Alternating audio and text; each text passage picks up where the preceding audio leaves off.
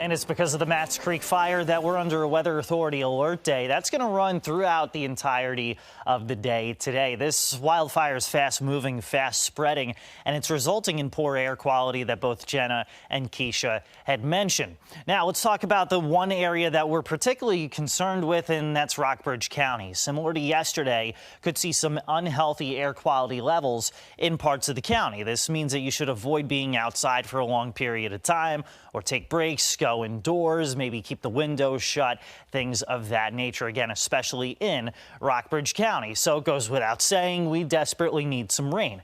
This is tomorrow morning, 7 o'clock. Notice most of the rain is still well to our west as we're tracking a cold front moving through.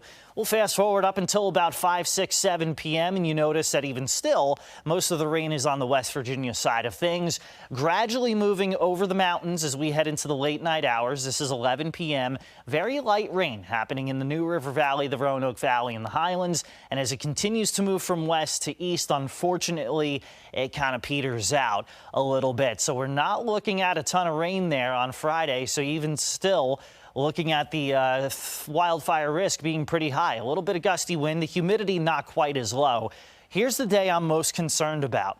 That's going to be Saturday when we see wind gusts up to about 30 to 40 miles per hour and humidity levels dropping even more. So this will add to the spread of the Matts Creek fire and could add to the development of new ones throughout our region. Now, looking ahead to next week, I'm actually more optimistic about more widespread rain. This would be late Monday night into Tuesday. Cold air source to the north, moisture source to the west. Don't think we see a ton of winter weather, but I do think the potential is there for widespread rain. The only thing that could potentially get in our way of widespread rain, storms to the south. If they rob us of moisture, we're going to be in desperate need of rain. We already are, but we'll be in more need of it. Meanwhile, as we look ahead to Thanksgiving, near 50 Wednesday, Thanksgiving in the 50s, Black Friday, dry in the 50s, nighttime lows in the 30s. This morning, starting in the 20s and 30s, a little frost on the windshield, the jacket, the heat, going to need both of those. But afternoon temperatures reach the mid to upper 60s, not quite as cold as we head into the overnight.